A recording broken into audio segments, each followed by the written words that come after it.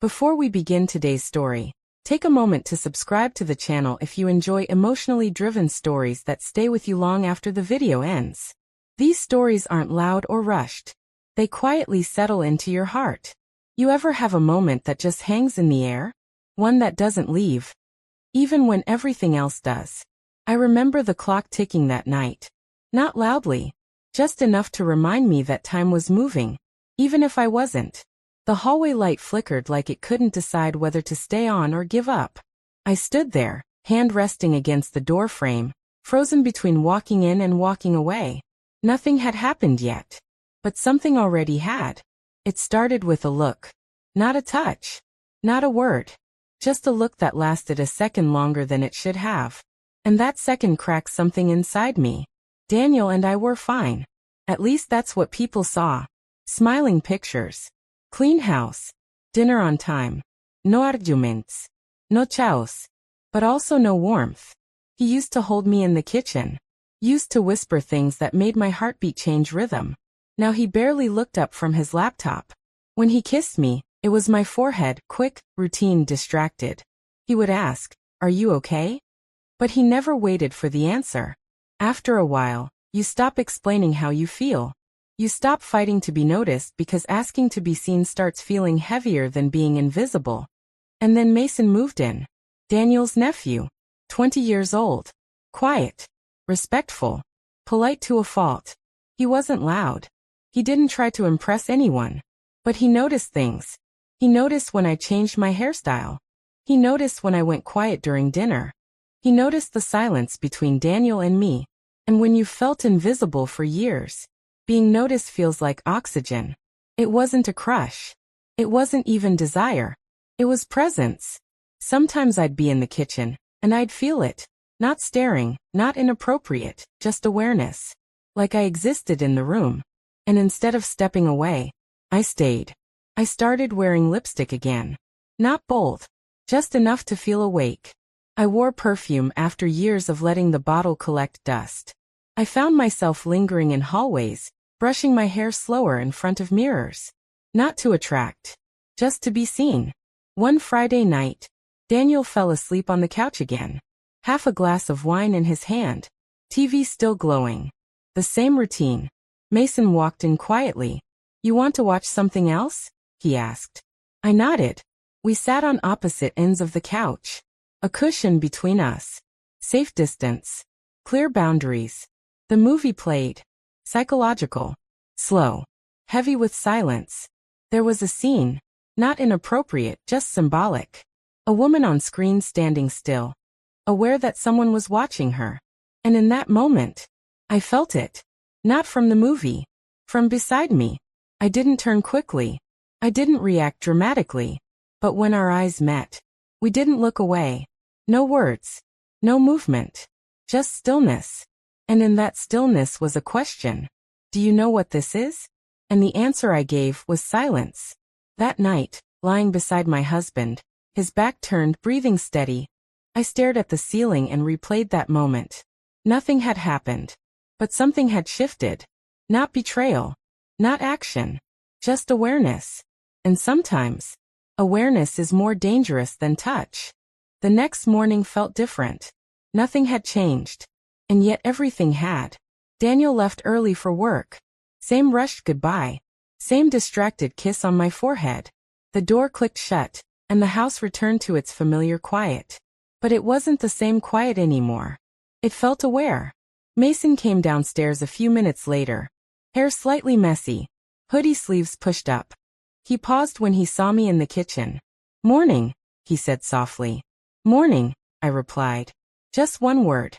But there was something underneath it. Something neither of us named. I poured coffee into 2 mugs instead of 1. I didn't think about it. My hands just did it. When I handed him the cup, our fingers almost brushed. Almost. That almost lingered longer than it should have. I pulled my hand back first. The rest of the day passed normally. Laundry. Cleaning. Phone calls. Routine. But my mind kept replaying that look from the night before. Not with excitement. With confusion. Why did it matter so much? It wasn't love. It wasn't lust. It was recognition. Later that afternoon, I was folding clothes in the living room when I sensed him again. Not staring. Not invading space. Just present. "You don't have to do everything alone," he said suddenly. I looked up. "What?" "The house. Dinner. Everything. You look tired." It wasn't flirtation. It was concern. And that's what made it dangerous. Because concern feels intimate. Daniel hadn't noticed I was tired in years. "I'm fine," I said automatically. But my voice didn't believe me. He stepped forward, then stopped himself, like he remembered the invisible line between us. And I saw it then. He was waiting. Not for permission to touch, but for permission to feel something he shouldn't. That realization hit harder than anything else. That night at dinner, Daniel talked about work. Numbers. Deadlines. Traffic. Mason nodded politely. I sat there, quiet, watching the space between us all. 3 people at one table. 3 completely different worlds. After dinner, Daniel went to bed early again. Mason stayed behind, rinsing plates like always. "You deserve more," he said quietly. The words froze me. "More what?" I asked. He hesitated. "More than being invisible." The air shifted. There it was. Not confession. Not a move. Just truth. And truth can be louder than any action. I felt my chest tighten. Not because I wanted him, but because I wanted what he represented. To be seen. To be valued. To matter. And that's when the guilt finally settled in properly. This wasn't about him. It was about the emptiness in my marriage. It was about years of silence. It was about a woman who forgot what it felt like to exist outside routine. That night, I stood in front of the bathroom mirror longer than usual that I didn't see a villain. I saw someone starving for attention. And starving people make dangerous choices. But here's the truth no one talks about. The most dangerous moments aren't when you cross the line. They're when you realize the line is closer than you thought. And you don't step back immediately. I went to bed that night knowing something had to change. Not with Mason. With Daniel. Because if I didn't fix what was broken, I would eventually break something else. And some things don't survive that. That night, I didn't sleep much. Not because of temptation. Because of clarity.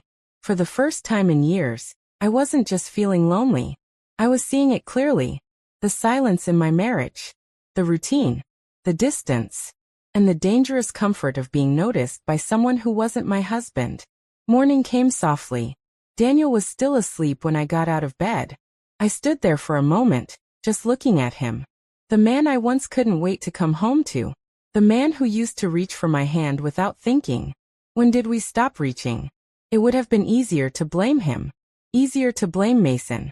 Easier to pretend I was just a victim of attention. But the truth was harder. I had leaned into it.